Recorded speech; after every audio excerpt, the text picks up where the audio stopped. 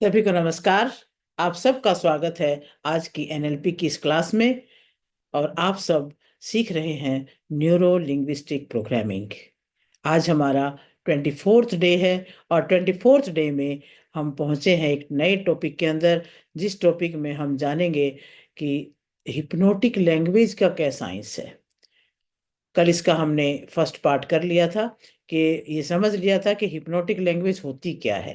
ये वो लैंग्वेज होती है जो हर इन्फ्लुएंसर, चाहे वो आध्यात्मिक गुरु हो, चाहे वो मोटिवेशनल स्पीकर हो, चाहे वो कोई कोच हो, और चाहे कोई लीडर हो, उन शब्दों का, उन स्टेटमेंट्स का यूज करके लिसनर को बहुत ज़्यादा इन्फ्लुएंस करते हैं, अपनी भाषा का इम्पैक्ट क्रिएट करते हैं। और वो उस भाषा को सुन करके स्तब्ध रह जाता है, सोचने पर विवश हो जाता है। और उनकी भाषा उस श्रोता के सबकॉन्शियस माइंड में बहुत लंबे समय तक एक इम्पैक्ट छोड़ पाती है। तो इस भाषा का बहुत अधिक महत्व है। बरसों से, सदियों से इसका यूज हुआ है। हमारे बुजुर्ग भी इसका यूज किया करते थे। आपको इस याद होगा कि हमारे बुजुर्ग बहुत सारी कहावतें सुना करके, बहुत सारे मुहावरे सुना करके इन चीजों को और ज्यादा प्रभावशाली बना देते थे, अपनी भाषा को और ज्यादा प्रभावशाली बना देते। मुझे याद है, मेरे बचपन में मैं जो बातें मेरी दादी से सुना करती थी वो मुझे आज भी याद है। मेरी दादी एक बात कहा करती थी, कुल्हड़ी में गुड़ नहीं फूट सकता। मतलब सच्चाई छुप नहीं सकती, चाहे आप कितना ही अंदर जा करके उसको आप छुपाने की कोशिश करो और ऊपर से लिपा पोती करो, वो छुप ही नहीं सकती, वो बाहर इमर्ज होके आएगी ही आएगी। तो कई बातें ऐसी हैं कि बहुत सा हमारे दिमाग में आज तक भी जहन में बैठी हुई हैं वो बातें। वो किस प्रकार से हमें समझा दिया करते थे। वो एक प्रकार से जो भी भाषा हमारे ऊपर इम्पैक्ट डाल रही है, इन्फ्लुएंस डाल रही है, वो हिप्नोटिक लैंग्वेज है। हिप्नोसिस का मतलब है हमारे दिमाग को सोचने पर विवश कर देना, प्रभावित कर देना हमें, और हमारे दिमाग में लंबे समय तक उस इन्फ्लुएंस को बना के रखना। तो कल हमने बेसिक इसका समझा था। आज हम इसको और थोड़ा एडवांस में और बारीकियों में जा करके समझेंगे कि किस किस तरह से ये भाषा होती है और कैसे इसका हम यूज कर सकते हैं। तो इसमें जो हमारे एनएलपी के जो स्टार्ट करने वाले थे, जिन्होंने डेवलप किया एनएलपी को, एनएलपी प्रोग्राम को, न्यूरो लिंग्विस्टिक प्रोग्राम को, वो थे रिचार्ड बैंडलर और जॉन ग्राइंडर। तो उन्होंने जैसे कि एक उन्होंने इस मॉडल को बनाया, इस मॉडल को हमारे सामने ये लेकर के आए और इंट्रोड्यूस किया इस मॉडल को, हिप्नोटिक मॉडल को। और इसमें इन्होंने दो इसकी काइंड बताई, मेटा मॉडल और मिल्टन मॉडल। जो मिल्टन मॉडल है वो एक बड़े भी फेमस हिप्नोथेरेपिस्ट हुए हैं, मिल्टन एच एरिक्सन, उनके नाम पे है। और मेटा मॉडल में मिल्टन मॉडल में थोड़ा सा फर्क है। जो मेटा मॉडल जो इन्होंने बताया उसमें हम स्पेसिफिक इंफॉर्मेशन को यूज करते हैं किसी वेग लैंग्वेज को चैलेंज करने के लिए। और मिल्टन मॉडल में एम्फेसाइज करते हैं ऐसा लैंग्वेज पैटर्न बनाने के लिए जो इंडिविजुअल के अंदर ट्रांस लाइक स्टेट पैदा कर दे। And it is widely used in therapeutic setting to facilitate change, tap into the unconscious mind and help individual achieve their desired outcomes। और सार रूप में हम ये समझ सकते हैं संक्षेप में कि मेटा मॉडल का उद्देश्य भाषा में क्लैरिटी लाना है, और मिल्टन मॉडल का इसके विपरीत है कि चेतन मन को बायपास करने और अचेतन के साथ अपना कम्युनिकेशन स्थापित करने के लिए बड़े ही आर्टफुली तरीके से इस चीज की कम्युनिकेशन को यूज किया जाता है। तो अब हम सबसे पहले समझते हैं मिल्टन मॉडल को। मिल्टन मॉडल क्या है? मिल्टन मॉडल का एक पर्पज है यूज करने का, एक स्पेसिफिक पर्पज से उन्होंने यूज किया इसको। तो वो क्या है पहले वो जानते हैं। इसका पर्पज रहा है सबसे पहले तो कॉन्शियस रेजिस्टेंस को बाईपास करना। कॉन्शियसली हम किसी चीज का जो विरोध कर रहे होते हैं, अस्पष्ट भाषा का उपयोग करके मिल्टन मॉडल महत्वपूर्ण और बहुत ही विश्लेषणात्मक चेतन मन को बायपास करने में मदद करता है, जिससे अचेतन मन सुझावों को अधिक आसानी से अवशोषित कर सकता है, एब्जॉर्ब कर सकता है। एक तो पहला उद्देश्य ये हो गया कि वो कॉन्शियस रेजिस्टेंस को बायपास करता है और अनकॉन्शियस माइंड को इस तरह से सजेशन देता है कि वो उनको एब्जॉर्ब कर सके। नंबर टू पे क्या है? Facilitate trance state. Milton model की जो लैंग्वेज पैटर्न है वो इस तरह से डिजाइन किया गया है कि हर व्यक्ति को रिलैक्स महसूस करवाए और उसको ट्रांस लाइक स्टेट में लेके जाए, where they are more open to suggestions and can explore their unconscious resources। और तीसरा इसका जो मेन पर्पज है वो है elicit resources and solutions. Milton model व्यक्ति की मदद करता है उसके इंटरनल रिसोर्सेज को एक्सेस करने में, उसकी क्रिएटिविटी को एक्सेस करने में, उसके प्रॉब्लम सॉल्विंग एबिलिटी को एक्सेस करने में। कैसे? By guiding them to look inward and tap into their unconscious knowledge, ताकि वो अपने जो सबकॉन्शियस में या अनकॉन्शियस में जो नॉलेज है उसको वो बाहर निकाल सके। और नंबर 4 में आता है building repo and trust. The language pattern of the Milton model can create a sense of repo. Rapport build कर सकता है, ट्रस्ट बिल्ड कर सकता है, क्लाइंट को हेल्प कर सकता है ताकि वो कंफर्टेबल फील करें और थेरेपेटिक प्रोसेस में ओपन हो सके। तो इस तरह से मिल्टन मॉडल के ये मेन पर्पज होते हैं और इसी पर्पज से ये यूज किया जाता है। अब हम समझते हैं आगे इसके की कंपोनेंट क्या है। मिल्टन मॉडल के कंपोनेंट क्या है? The Milton model consist of various language patterns that are designed to induce trance state. यानी ट्रांस स्टेट को प्रेरित करने के लिए सबकॉन्शियस माइंड के साथ संचार की सुविधा के लिए डिजाइन किए गए हैं। मिल्टन मॉडल में उपयोग किए जाने वाले कुछ पैटर्न हैं जो मैं अब आपके बताने वाली हूँ।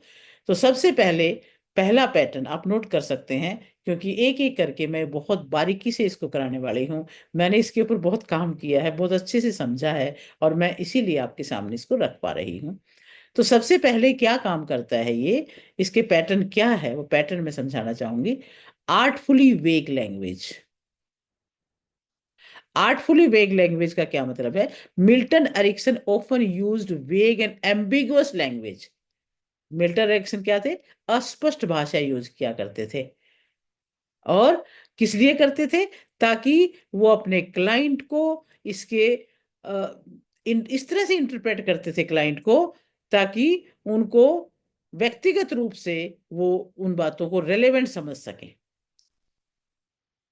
ये टेक्निक लिसनर को एनकरेज करती थी ताकि वो अपने अनकॉन्शियस माइंड को एंगेज करे और गैप को खत्म करे, सजेशंस को ज्यादा पावरफुल बना सके, इफेक्टिव बना सके।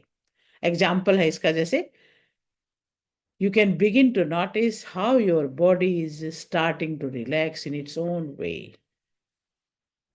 अब यहां पे जो बोला इन इट्स ओन वे, ये उन्होंने डेलिबरेटली अस्पष्ट भाषा यूज की है। allowing the individual to define what relaxation means for them। यानी इससे इंडिविजुअल खुद सोचेगा कि रिलैक्सेशन का उसके लिए क्या मीनिंग है, वो अपने तरीके से रिलैक्सेशन को महसूस करेगा। तो ये तो हो गया हमारा आर्टफुली, यानी बड़ी कलात्मक तरीके से अस्पष्ट भाषा का यूज करना। और दूसरा इसका जो पैटर्न है वो है एम्बेडेड कमांड। एम्बेडेड कमांड क्या है? छुपी हुई कमांड है उसके अंदर। जो भी सेंटेंस बोलेंगे उसमें एक कमांड है, लेकिन वो कमांड लग नहीं रही है। एम्बेडेड कमांड क्या है? वो एक प्रकार का सजेशन है जो एक कमांड के रूप में उस वाक्य में रखा गया है और जो सबकॉन्शियस माइंड है वो उसको पिक करता है कमांड को और उस पर एक्ट करने लगता है। जैसे example, as you sit there you might begin to relax and feel comfortable. अब इसके अंदर एक कमांड कौन सी छुपी है? Begin to relax. सेंटेंस के अंदर ही है, जो और बहुत ही इन्फ्लुएंशियल तरीके से उसको प्रभावित कर रही है। तो ये एम्बेडेड कमांड इस तरह से यूज हो रही है। और तीसरा इसमें है प्री सपोजिशन। प्री सपोजिशन क्या है? Presupposition are assumptions embedded within a sentence that the listener must accept as true for the sentence to make sense। मतलब एक वाक्य के भीतर एम्बेडेड धारणाएं हैं जिसे श्रोता को वाक्य को समझने के लिए सत्य के रूप में स्वीकार करना चाहिए। वे श्रोता के विचारों को एक विशेष दिशा में मार्गदर्शन करने के लिए एक शक्तिशाली उपकरण है। एग्जाम्पल इसका हम ले सकते हैं, when you realize how powerful your mind is you will feel more in control। तो इस सेंटेंस के अंदर प्री सपोजिशन है कि लिसनर जो है वो अपने माइंड की पावर को स्वीकार करे, महसूस करे और अपने आप पर ज्यादा कंट्रोल महसूस करे। तो ये हो गया इसके अंदर प्री सपोजिशन, पूर्व धारणाएं ऐसे हैं जो कि इसके अंदर ही शामिल होती हैं उसके सेंटेंस में। चौथा टाइप का हम समझते हैं इसमें pacing and leading. Pacing involves matching the client's current experience or state, while leading gently guides them towards the desired state। यानी करंट स्टेट को हम बताते हैं और डिजायर स्टेट की तरफ उसको लेके जाते हैं। This technique builds rapport and creates a sense of trust, making the listener more receptive to suggestions. जैसे, you are sitting here reading the text and you might start to feel more curious about the Milton model। अब इस sentence में क्या है? ये start हो रहा है रीडर्स का की पेसिंग करते हुए, उसके करंट एक्सपीरियंस के साथ पेसिंग करते हुए। You are sitting here reading the text, और फिर लीड कहां कर रहा है? Then leads them to towards a new state, you might start to feel more curious. तो ये पेसिंग एंड लीडिंग वाला पैटर्न है इसके साथ में। अच्छा, फिर उसके बाद पांचवा जो इसका पैटर्न मिलेगा आपको वो मिलेगा डबल बाइंड का। डबल बाइंड क्या होता है? A double bind present two options both of which lead to the same outcome. यानी डबल बाइंड दो विकल्प प्रस्तुत करेगा जिसमें से दोनों एक ही परिणाम की ओर ले जा रहे हैं। और ये जो तकनीक है ये सुनिश्चित करते हुए पसंद का भ्रम पैदा करती है कि उस पसंद की परवाह किए बिना वांछित कार्रवाई की जाती है।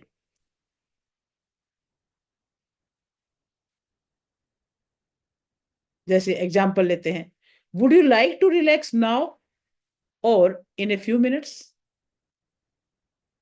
अब both options lead to relaxation, दोनों ही ऑप्शन में ये है कि रिलैक्सेशन की तरफ लीड कर रहे हैं। Creating a situation where the listener is likely to relax regardless of their choice.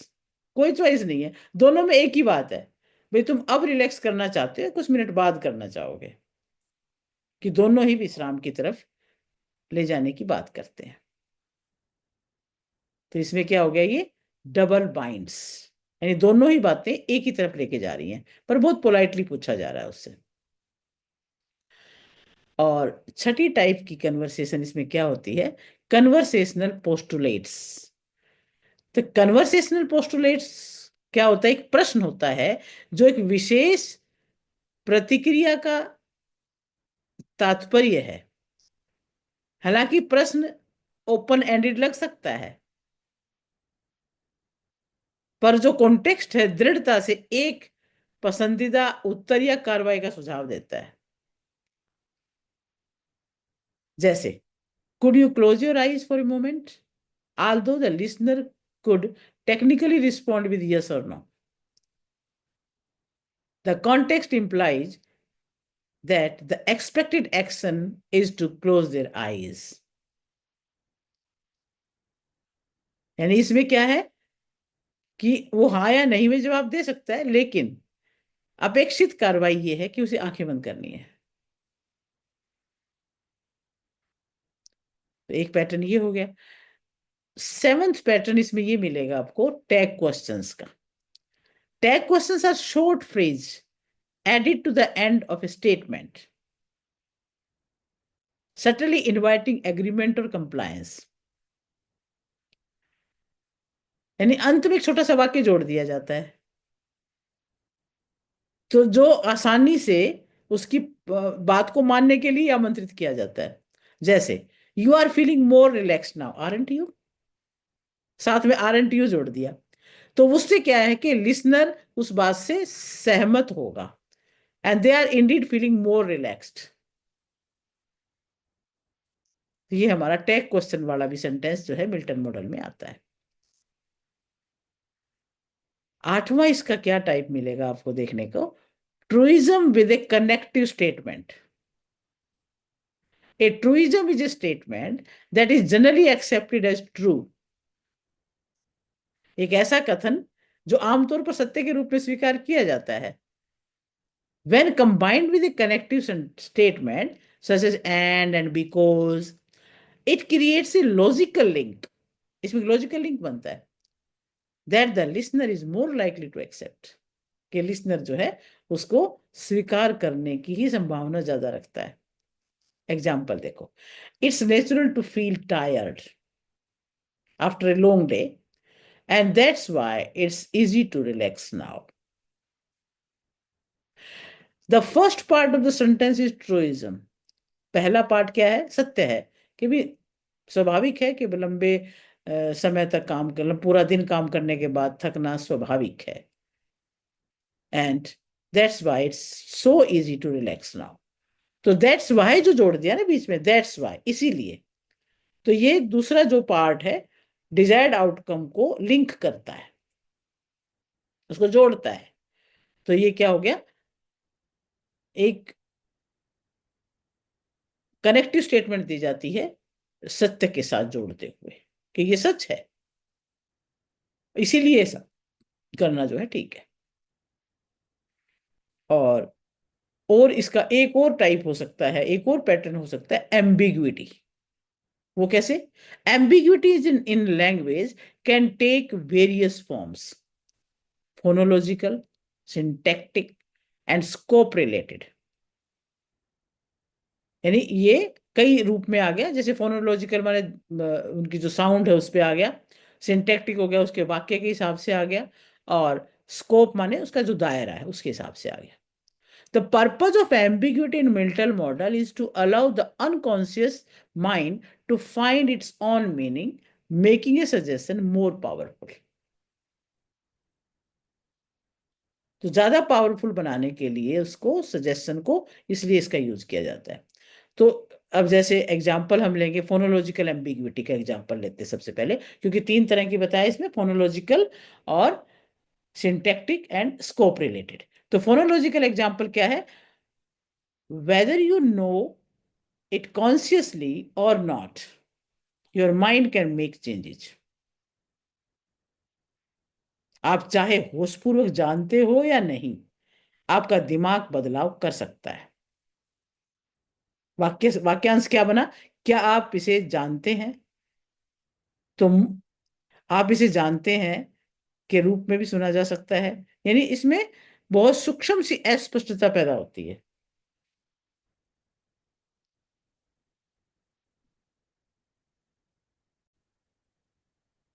ये आपने देखा कि किस तरह से हमने एक फोनोलॉजिकल एम्बिग्विटी को यूज किया। अब नेक्स्ट है हमारा दूसरा, सिंटेक्टिक एम्बिग्विटी क्या होती है। तो ये जो सिंटेक्टिक एम्बिग्विटी है, ये तब होता है जब एक वाक्य की संरचना कई व्याख्याओं की अनुमति देती है, मल्टीपल इंटरप्रिटेशंस होती हैं उस वाक्य की। एग्जाम्पल देखिए, speaking to you as an expert, you will understand. तो it's unclear whether the speaker is claiming to be the expert और referring to the listener as an expert. तो इसमें क्लियर नहीं है कि वो खुद को एक्सपर्ट मान रहा है या सुनने वाले को एक्सपर्ट मान रहा है। तो speaking to you as an expert, you will understand. तो ये सेंटेंस है, ये सिंटैक्टिक एम्बिग्यूटी का सेंटेंस हो गया। अच्छा, इसी तरह से तीसरी तरह का हमने देखा था स्कोप एम्बिग्यूटी। वो क्या होती है? तो स्कोप एम्बिग्यूटी तब होता है जब ये क्लियर नहीं होता कि जो विशेष शब्द बोला जा रहा है ये वाक्य के किस भाग पर लागू हो रहा है। Which part of the sentence is a particular word applies to. Example लेते हैं। You can relax and start to feel comfortable now. It is ambiguous whether the listener is being asked to relax first or feel comfortable first, allowing their unconscious mind to choose. ये उसके unconscious mind को choose करने के लिए allow कर रहा है कि भाई तुम पहले कंफर्टेबल महसूस करो या पहले रिलैक्सेशन महसूस करो। You can relax and start to feel comfortable now. तो ये सेंटेंस में स्कोप एम्बिग्यूटी ज्यादा नजर आती है। तो ये एम्बिग्यूटी वाले तीन टाइप हमने देखे। अब उसके बाद हम देखते हैं नेगेटिव कमांड भी होती हैं इसके अंदर। अब नेगेटिव कमांड कैसे होती हैं? The unconscious mind often processes negations in a way that leads to the opposite of what is explicitly stated. For example, if someone is told not to think of a pink elephant, their mind is likely to conjure the image of pink elephant. This principle is used in the Milton model of plant suggestions. अब इसमें क्या हो गया कि मान लो अगर किसी को हम गुलाबी हाथी के बारे में नहीं सोचने के लिए कहें तो उसके दिमाग में गुलाबी हाथी की छवि होने की संभावना पूरी है। यानी उसको नेगेटिव कमांड है ये कि आप उसको जैसे कई बार कहते हैं बंदर के बारे में नहीं सोचना, तो वो बंदर के बारे में जरूर सोचेगा, उसके माइंड में आएगा ही आएगा। तो मिल्टन मॉडल में ऐसे सुझावों को लगाने के लिए सेंटेंस बनाए जाते हैं। तो जैसे एग्जाम्पल इसमें हम ले सकते हैं, don't feel too comfortable now. Don't feel too comfortable now, इतना भी कंफर्टेबल ना फील करो। The unconscious mind might interpret this as a suggestion or indeed feel comfortable. तो माइंड यहाँ पे क्या है, इस सजेशन को इस तरह से लेगा कि वो कंफर्टेबल फील करने लगेगा। तो इस तरह से ये नेगेटिव कमांड हो जाती है। चलिए, अब अगली टाइप, 11th टाइप का सेंटेंस कैसे होते हैं इसमें देखिए, ये पैटर्न देखिए आप। Analogical marking. एनालॉजिकल मार्किंग क्या है? ये analogical marking involves emphasizing certain words or phrases in a sentence, often through tone of voice, which are intended to stand out to unconscious mind. This technique can be used to deliver embedded command or suggestions. मतलब क्या होता है इसका कि वाक्य के कुछ शब्दों और वाक्यांशों पर जोर देना शामिल है, आवाज के माध्यम से, स्वर के माध्यम से, जिसका उद्देश्य क्या है? सबकॉन्शियस माइंड के लिए उसको ज्यादा प्रभाव डालना उस पर, सबकॉन्शियस माइंड पर। तो एग्जाम्पल देखो। And you and as you sit there you might relax more deeply. The word sit there and relax might be emphasized. As you sit there, you might relax more deeply. यानी हमने relax पर भी जोर दे दिया, seat पे भी जोर दे दिया, सिट देयर पे भी। तो इसमें क्या है? The word sit there and relax might be emphasized subtly to direct the listener's focus. उसका फोकस बढ़ाने के लिए इसको यूज किया जा रहा है। तो ये हमारा हो जाता है एनालॉजिकल मार्किंग। फिर उसके बाद और भी है टाइप इसके, देखो आप समझो इसको भी। स्टोरीज एंड मेटाफर आती हैं। फिर स्टोरीज एंड मेटाफर क्या है? बड़े पावरफुल टूल है मिल्टन मॉडल में ये, because they can convey message indirectly bypassing the conscious mind defenses. A story यानी मेटाफर वो लिसनर को अलाउ करते हैं कि वो अपना कंक्लूजन दे और उस मैसेज को मोर पर्सनल और इम्पैक्टफुल बना सके।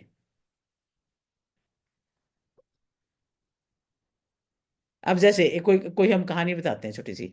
एक चिकित्सक एक यात्री के बारे में कहानी बता सकता है जो एक कठिन यात्रा के दौरान ताकत का एक अप्रत्याशित स्रोत पाता है। श्रोता जब इस कहानी को अपने जीवन से संबंधित करते हैं तो अपनी ताकत का स्रोत पा सकते हैं। अब कोई डॉक्टर यदि किसी को बता रहा है कि उस कहानी में इस तरह से अनएक्सपेक्टेड एक स्रोत पाया जाता है, तो वो अपने आप को भी वहां वहां जोड़ने लगता है, उस चीज को, कहानी को अपनी स्टोरी से रिलेट करता है, अपने लाइफ से रिलेट करने लगता है। तो कोई भी कहानी, मेटाफर कुछ भी है, तो उसमें इस तरह से कर सकते हैं। तो ये हमने देखा कि कई प्रकार से हम मिल्टन मॉडल में सेंटेंसेस का यूज करते हैं, स्टेटमेंट्स का यूज करते हैं लिसनर के सबकॉन्शियस माइंड पर प्रभाव डालने के लिए, जिसमें कई बार एम्बेडेड कमांड होता है, तो कई बार स्टोरी एंड मेटाफर का यूज कर रहे हैं, कई बार एनालॉजिकल मार्किंग कर रहे होते हैं, कई बार नेगेटिव कमांड दे रहे होते हैं, और कई बार हम क्या करते हैं, एम्बिग्विटी है हमारे शब्दों में, और कई बार क्या हम, आप देखोगे, सत्य भी बोल रहे हैं और उसको कनेक्ट करते हैं अगली स्टेटमेंट के साथ, इस तरह से बोल रहे होते हैं, कई बार टैग क्वेश्चन छोड़ देते हैं पीछे, और इसी तरह से कई बार डबल बाइंड्स वाक्य होते हैं, कई बार एम्बेडेड कमांड होती है, पेसिंग एंड लीडिंग होता है। तो इस तरह से कई टाइप से हम मिल्टन मॉडल में सेंटेंसेस का यूज करते हैं। अब क्यों करते हैं, अब ये देखिए जरा, इसकी यूज क्या है, एप्लीकेशन क्या है इसका, कहाँ यूज करेंगे इसको हम, इस तरह के सेंटेंस कहाँ यूज करते हैं। तो Milton model is versatile and can be applied in various setting. और कहाँ कहाँ, थेरेपी में, कोचिंग में, बिजनेस में, एजुकेशन में, and even in everyday communication. तो मैं कुछ बता रही हूँ, अभी आपको आगे बताती हूँ कि कहाँ कहाँ हम इसको, प्रैक्टिकल एप्लीकेशन से इसकी हैं, वो आप समझेंगे ध्यान से। नंबर एक, तो हम इसका यूज कर सकते हैं थेरेपी में, हिप्नोसिस में। Milton model is most commonly associated with therapy and hypnosis, where it is used to guide clients into a trance state and facilitate deep unconscious change। तो ये माइंड को चेंज करने के लिए हिप्नोटिस्ट इसका use करते थे, हिप्नोथेरेपिस्ट इसको यूज करते हैं क्लाइंट्स को फोबिया से बाहर निकालने के लिए, उनके पेन को मैनेज करने के लिए, उनकी स्मोकिंग छुड़वाने के लिए, वेट लूज करने के लिए, और कई प्रकार के थेरेपेटिक गोल को पूरा करने के लिए बहुत अच्छे से इसका यूज किया जाता है। जैसे एग्जांपल हम दे इसका, कि एक hypnotherapist might use pacing and leading along the embedded commands to help a client enter in relaxed state and accept suggestions for positive change। तो पॉजिटिव चेंज के लिए किसी भी क्लाइंट को वो इस पेसिंग एंड लीडिंग के साथ एम्बेडेड कमांड को यूज करता है। दूसरा, दूसरा कहाँ यूज हो सकता है इसका, कोचिंग में। कोचिंग में कैसे, coaches use the Milton model to help clients access their inner resources and find their own solutions to challenges. यानी जो क्लाइंट हैं, वो अपने जो अंदर के रिसोर्सेज हैं उन तक पहुंचते हैं, और चुनौतियों के लिए समाधान खुद ही खोजते हैं फिर वो।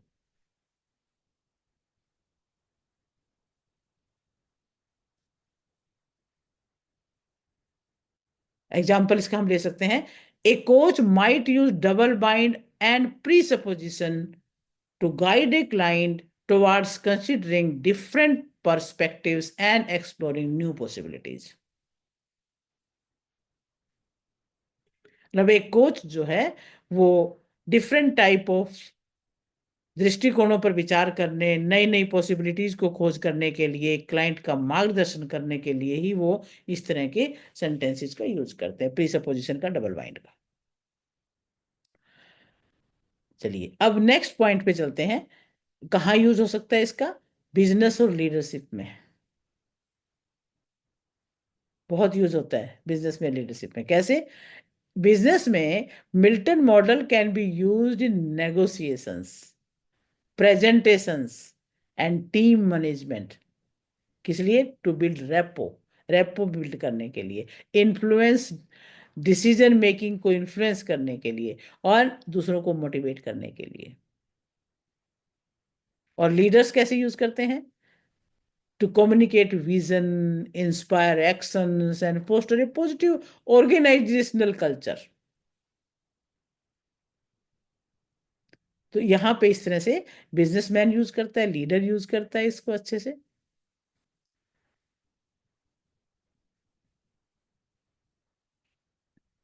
तो इस तरह से मिल्टन मॉडल का बहुत ज्यादा व्यापक रूप में इसका यूज हो रहा है।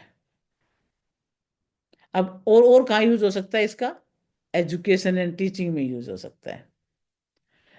Educators can utilize Milton model to create an engaging learning environment, stimulate curiosity, and encourage students to explore new ideas। तो वो न्यू आइडियाज एक्सप्लोर कर सकें स्टूडेंट, इसलिए उनके अंदर इस ढंग की भाषा का यूज करें। मिल्टन मॉडल में कई तरह की मैंने आपको बताई हैं, उनमें से आप अपने हिसाब से देखें कि आपके फील्ड में किस टाइप की भाषा अच्छे रहेगी। तो किस तरह से आप क्यूरियोसिटी स्टिमुलेट कर पाओगे, एनवायरनमेंट में एंगेजिंग वातावरण बना पाओगे। तो टीचर्स अपने एजुकेशन में इसका यूज कर सकते हैं। और इस प्रकार के बाय यूजिंग क्या क्या यूज कर सकते हैं? Story telling, metaphor and permissive language. Teachers can help students to internalize lessons in a way that feels natural and self-directed। अब जैसे एक टीचर ऐसी कहानी बता सकता है जो पाठ के नैतिक मूल्यों में समाहित करती है, पाठ के नैतिक मूल्यों को समाहित करती है, जिससे स्टूडेंट्स को निष्कर्ष निकालने में और मुख्य जो उसका मैसेज है उसको अंदर तक पहुंचाने में अनुमति मिलती है। वो अपने से रिलेट करके सोचने लगता है। कहानी को इस तरीके से हम सुना सकते हैं। तो टीचर्स के बहुत काम की चीज है ये मिल्टन मॉडल। टीचर्स इसको समझेंगे तो वाकई उनकी टीचिंग बहुत कई गुना सुधर जाएगी। मैं तो खुद टीचर रही हूँ, और मैं अब आपको आज पढ़ा रही हूँ, लेकिन मैंने खुद इन चीज़ों को इन इस रूप में तो नहीं जाना था, लेकिन यूज किया है इस चीज़ को। और मैं इस बात को रिलेट कर पा रही हूँ कि अपने टीचिंग टाइम में जब मैं इसको यूज करती थी तो वाकई बच्चे बहुत जल्दी उससे रिलेट कर पाते थे और उनके व्यवहार में परिवर्तन आता था। और अब और कहाँ यूज कर सकते हैं? पर्सनल डेवलपमेंट में। Individual can use Milton model for self-improvement and personal growth by using self-talk that incorporate Milton model patterns.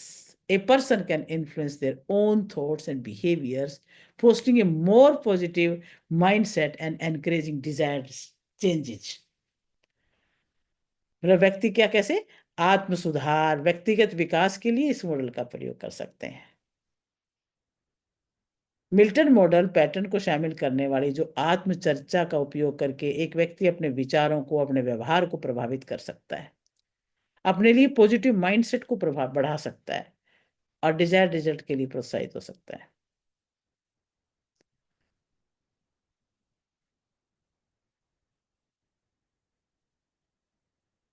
तो इस तरह से इसका यूज हम कई जगह कर सकते हैं। टीचिंग में किया हमने, बिजनेस में किया, पर्सनल डेवलपमेंट के लिए किया, थेरेपी के लिए यूज किया, हिप्नोथेरेपिस्ट इसका यूज करते हैं, और हमने इसका यूज कोचिंग के लिए।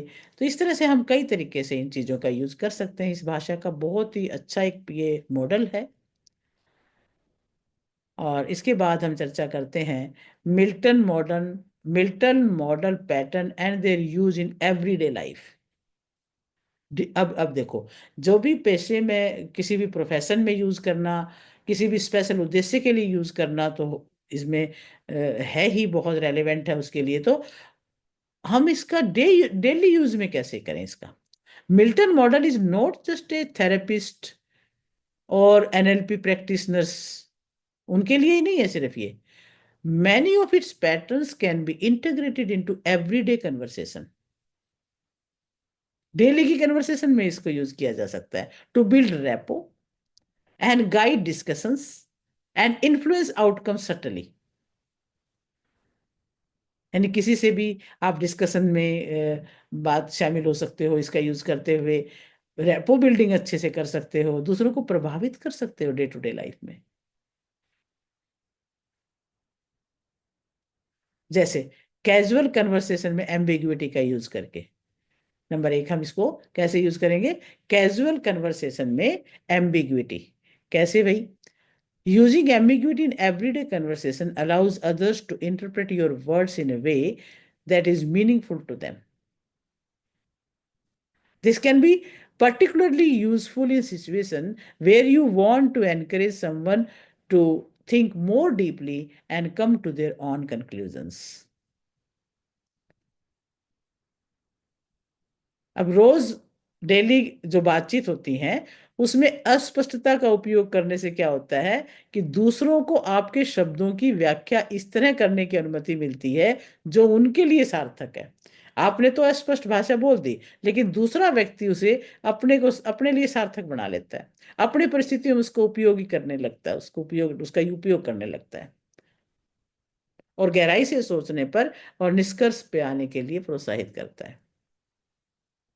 अब जैसे एग्जांपल हम देते हैं, instead of giving direct advice you might say, you might find that the answer you are looking for will come to you in the next few days. अब इसमें क्या कहा? This leaves the person open to discovering their own solutions. अब इसमें अधूरा छोड़ दिया बात, कह दिया कि भाई ये जो है आप जो उत्तर खोज रहे हैं वो अगले कुछ दिनों में आपके पास आ जाएगा। अब वो अपने आप ही समाधान करेगा ना अपनी चीज का। अच्छा, अब डे टू डे लाइफ में और कैसे यूज करें इसको भाई? एम्बेडेड कमांड का भी यूज कर सकते हैं रिक्वेस्ट्स के अंदर। ज्यादा इसमें क्या है, एम्बेडेड कमांड का उपयोग ज्यादा चीजों को और अधिक इंटरेस्टिंग बनाने के लिए किया जा सकता है, खासकर उन परिस्थितियों में जहां आप बहुत ही प्रत्यक्ष और सशक्त रूप में नहीं आना चाहते, उन जगह पर।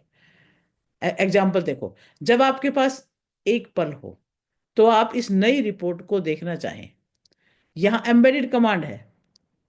अब जब आपके पास एक पल हो, जब एक समय मिले, तो नई रिपोर्ट को देखें।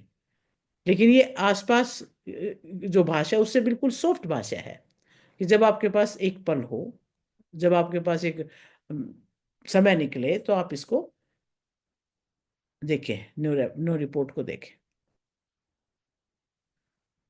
तो कमांड तो है इसके अंदर कि रिपोर्ट देखें, पर साथ में हमने बड़े ही सॉफ्टली कह दिया समय हो तब।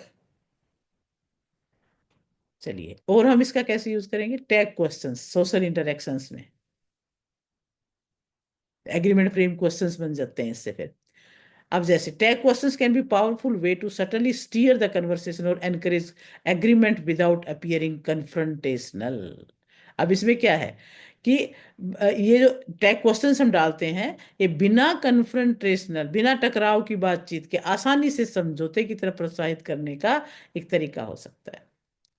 जैसे कैसे करते हैं इसका? This seems like a great opportunity, doesn't it? ये बड़ी अपॉर्चुनिटी दिख रही है, क्या नहीं दिख रही है? तो जो टैग क्वेश्चन आया है ये लिसनर को उससे सहमत होने के लिए कहता है कि हमने एक पॉजिटिव स्टेटमेंट बोली, साथ में हमने क्वेश्चन करा दिया, डजंट इट, इजंट इट। तो इससे क्या होगा कि वो जो पॉजिटिव स्टेटमेंट है उसके प्रति वो हाँ ही भरेगा। तो ये हमारा day day to day life में भी हम इसका यूज कर सकते हैं। अब इसका एडवांस भी यूज करने की टेक्निक होती है, एडवांस मिल्टन मॉडल टेक्निक भी है, वो भी हम समझ लेते हैं, क्योंकि आज मिल्टन मॉडल को अच्छे से समझ लेते हैं ताकि हम इसका बहुत ही उपयोगी तरीके से यूज कर सकें। For those who want to delve deeper into the Milton model, there are more advanced techniques that can be explored.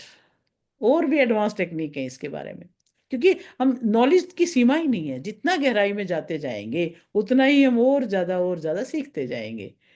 तो अब देखिए, मिल्टन मॉडल के बारे में मैंने स्टडी किया, मैंने यूट्यूब वीडियोस भी देखे, बुक्स में भी पढ़ा। तो इस तरह से करते करते कुछ बातें जो आई, जो मैं आपके साथ साझा कर रही हूँ, तो ये बहुत इंपॉर्टेंट बातें हैं, ध्यान से आप सुने, इस चीज़ को समझें। तो जो लोग मिल्टन मॉडल की गहराई में उतरना चाहते हैं उनके लिए और भी अच्छी तरीके हैं, और भी पावरफुल तरीके हैं, इसके एडवांस तरीके हैं जिनका पता लगाया जा सकता है। इन तकनीकों के लिए उच्च स्तर के कौशल और अभ्यास की आवश्यकता है। अगर हम और तकनीकों का यूज करेंगे ना, तो और ज्यादा हाई लेवल पे जा करके हमें इसकी अभ्यास करनी पड़ेगी, और ज्यादा इसमें मास्टर करना पड़ेगा उस स्किल को। जैसे कि मान लो आगे हम एडवांस में चलते हैं, तो हम कैसे यूज करेंगे? मल्टीपल एम्बेडेड कमांड हो सकती हैं, उसको हम ज्यादा प्रैक्टिस करेंगे तभी इसको हम प्रैक्टिशनर बनेंगे और उसका यूज करेंगे हम अपने इसमें लाइफ में। तो multiple embedded command involve layering several suggestions with in a single sentence और सीरीज ऑफ सेंटेंस। और ये कहाँ ये मतलब ये कैसे यूज होगी हमारे यहाँ पे? This technique can be particularly effective in creating a cumulative effect. एक क्यूमुलेटिव इफेक्ट डालेगी ये, where the unconscious mind picks up on several suggestions simultaneously। अब इसमें जो लिसनर है वो बहुत सारी कमांड्स को पिक करेगा यहां से साइमल्टेनियसली। अब एग्जांपल देती हूं आप। As you read these words, you might begin to feel more relaxed, more focused, and more ready to embrace the positive changes coming your way। अब यहां पे एम्बेडेड कमांड कितनी हुई देखो जरा।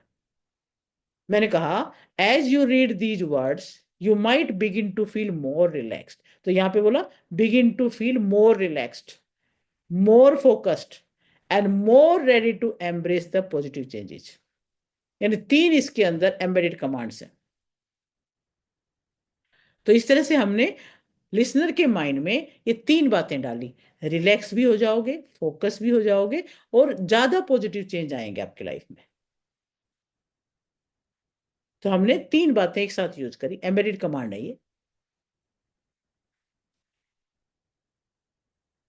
अच्छा, अब दूसरा और किस तरह से करेंगे आप देखिए जरा।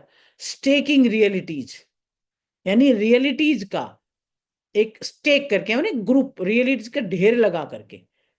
Staking realities is a technique where the speaker alternates between statement about the present reality and statement about the suggested and hypothetical reality। अब उसमें इन इन सारे रियलिटीज को इकट्ठा कर देता है ये।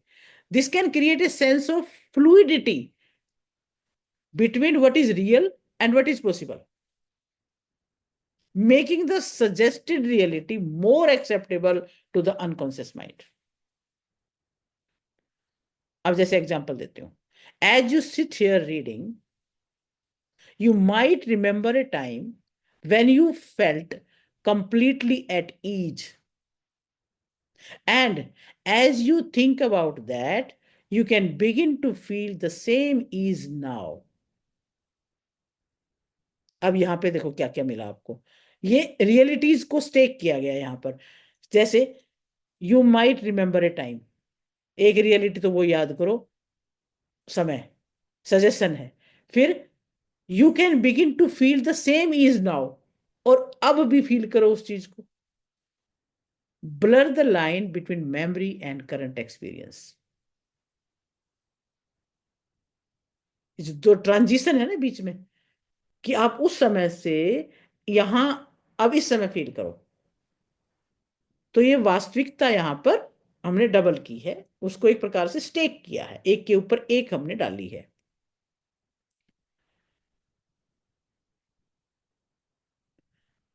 तो इस तरह से हम दो रियलिटीज को इस तरह से, वे पिछली को याद करो, आज उसको फील करो।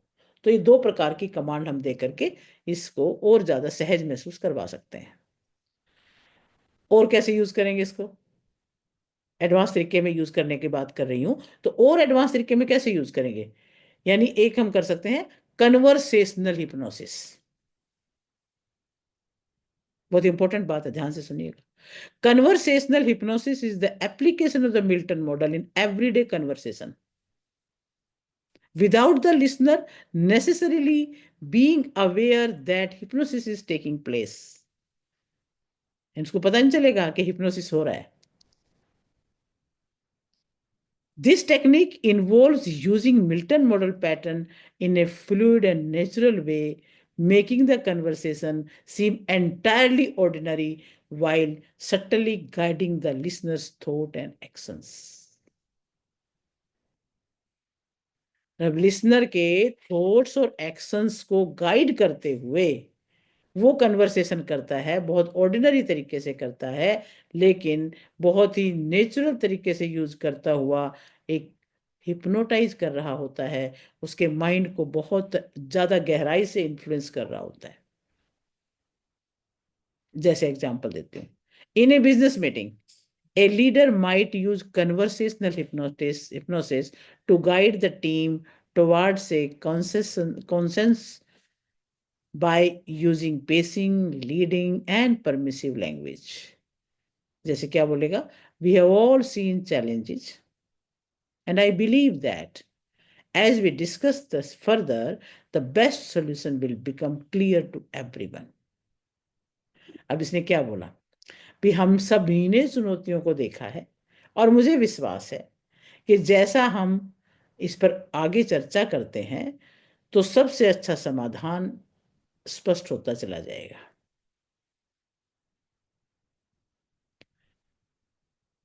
तो इसमें पेसिंग एंड लीडिंग का इसने यूज किया कि जो इस समय कर रहे हो वो ये है, लेकिन आप आगे ये कर सकते हो।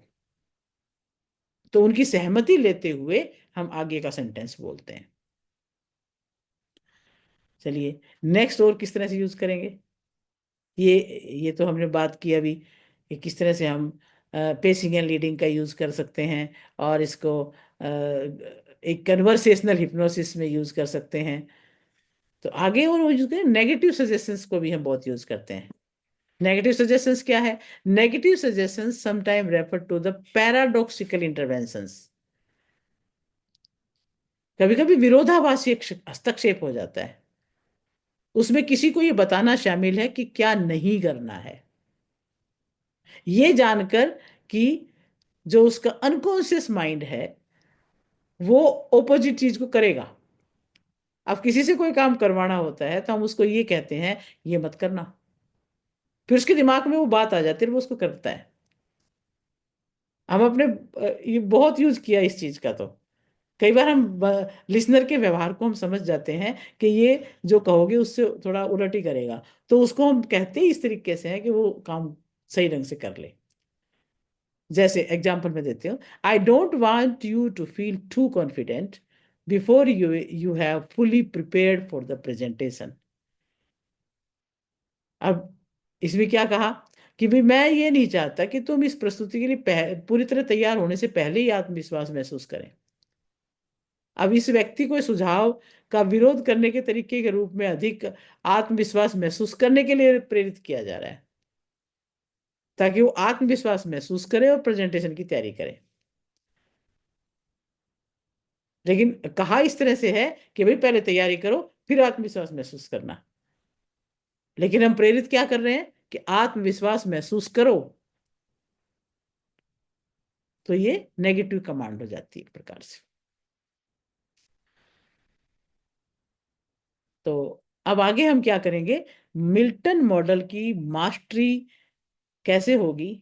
अब आप सबने देखा कि बहुत ही अच्छे ढंग से हम लैंग्वेज का यूज करना सीख सकते हैं, हिप्नोसिस का यूज करना सीख सकते हैं, लेकिन हर चीज में प्रैक्टिस चाहिए।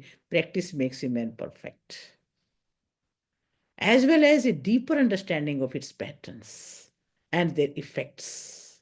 पैटर्न्स का यूज हमें आए अच्छे से, उनको उनके प्रभाव को हम फील करें। Here are some tips for practicing and mastering the Milton model।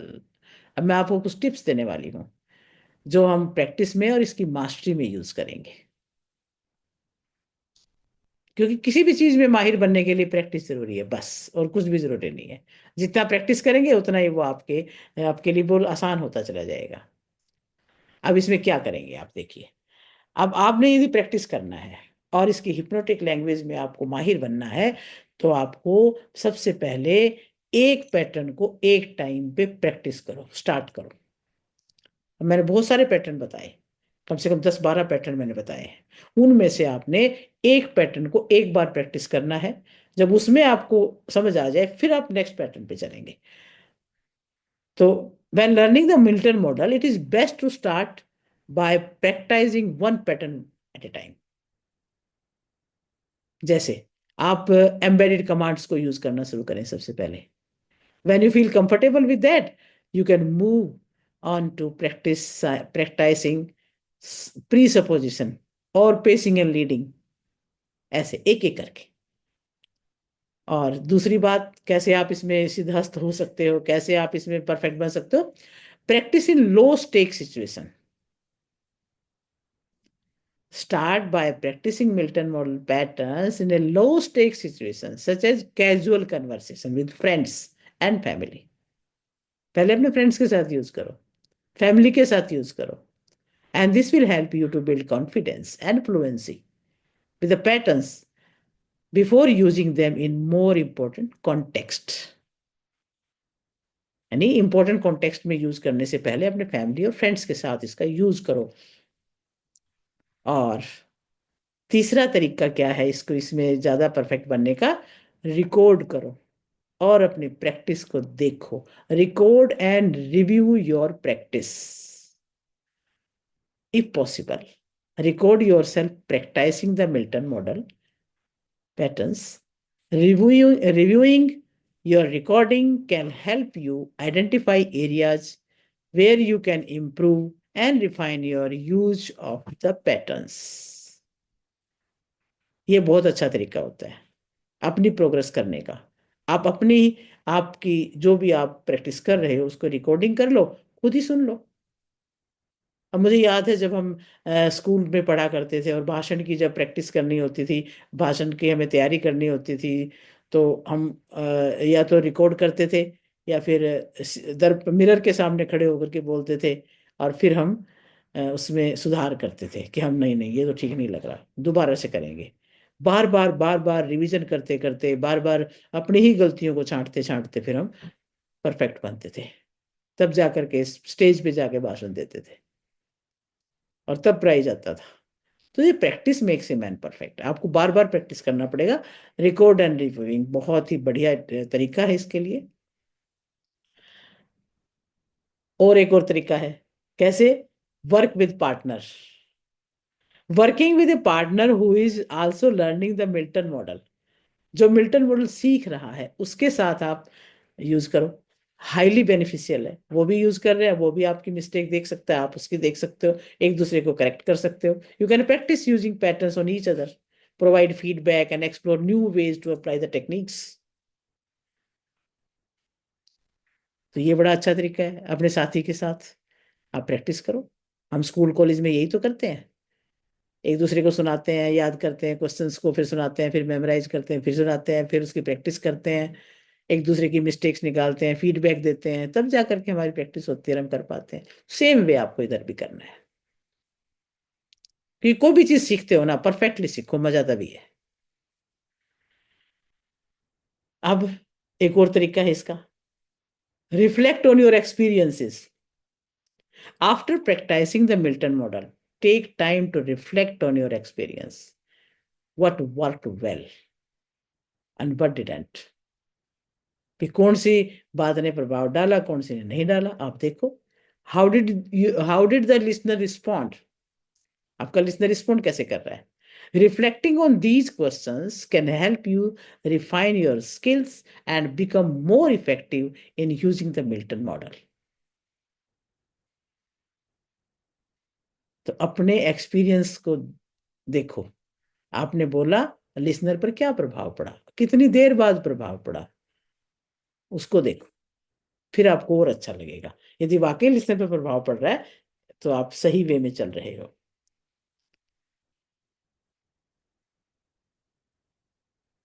अब हम आगे बात करते हैं ethical consideration in using the Milton model. क्या ये ठीक है यूज करना? नैतिकता है, क्योंकि Milton model can influence others at an unconscious level.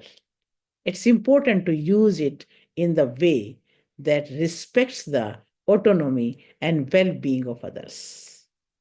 अब देखो, आप किसी के सबकॉन्शियस अनकॉन्शियस माइंड तक प्रभाव डालने की बात करना चाहते हो, तो आप बहुत इंपॉर्टेंट है कि आप दूसरे की भावनाओं की रिस्पेक्ट करो, उनकी स्वायत्तता, उनके कल्याण का सम्मान करें, ऐसे लैंग्वेज बोले।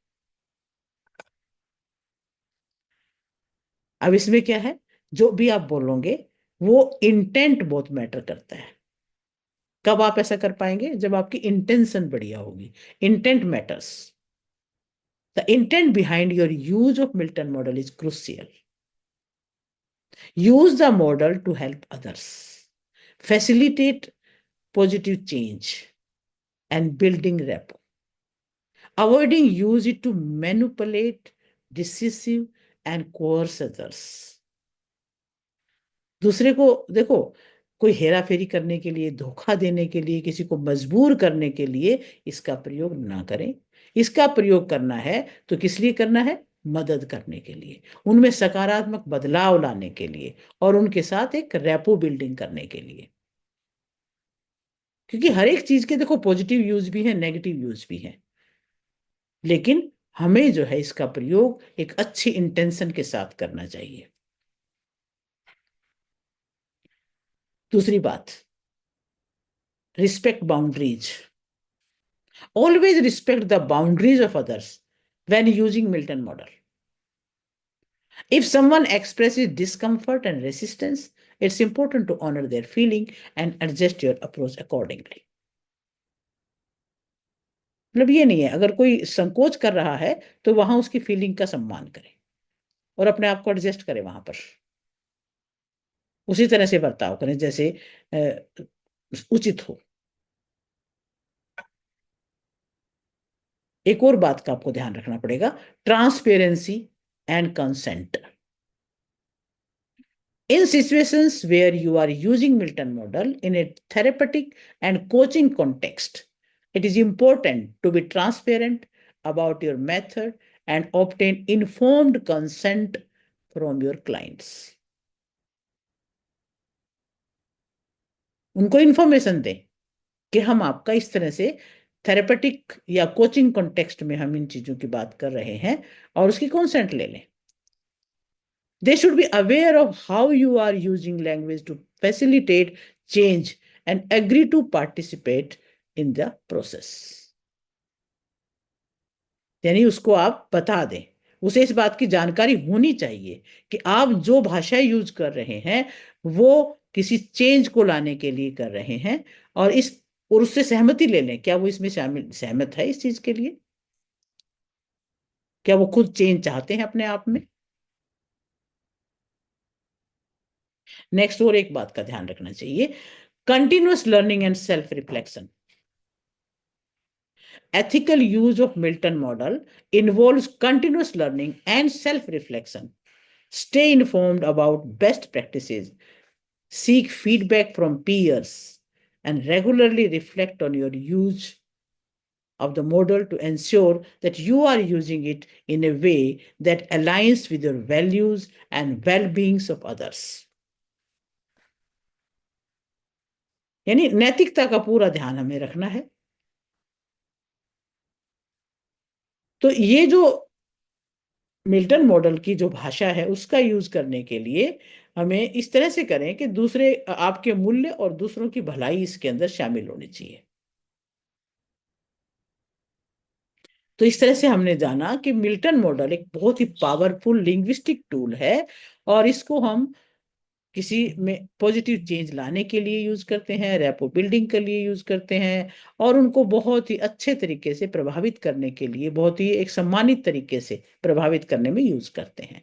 और इस पैटर्न को मास्टर करने के बाद, इन टेक्निक्स को मास्टर करने के बाद, आप अपनी कम्युनिकेशन स्किल को बढ़ा सकते हैं और दूसरों को पॉजिटिव वे में गाइड करने की कला सीख सकते हैं, और बहुत वास्ट एरिया में आप काम कर सकते हैं। यदि आप इसकी प्रैक्टिस करते हैं और इसको बहुत ही रिफाइंड वे में यूज करते हैं, तो इसका जो अप्रोच है बहुत ही अच्छा रहेगा, और आप बहुत ही एथिकल तरीके से एक कम्युनिकेशन कर पाएंगे। Whether you are using it in a therapy, coaching, business and everyday interaction, the Milton model offers a rich and versatile tool kit for creating meaningful and lasting change. तो आप इसका अच्छे से यूज करें, अच्छे से इसका ध्यान करें। एक एक बात जो आज मैंने सिखाई है, एक एक बात जो मैंने बताई है, उसको बड़े ध्यान से सीखें।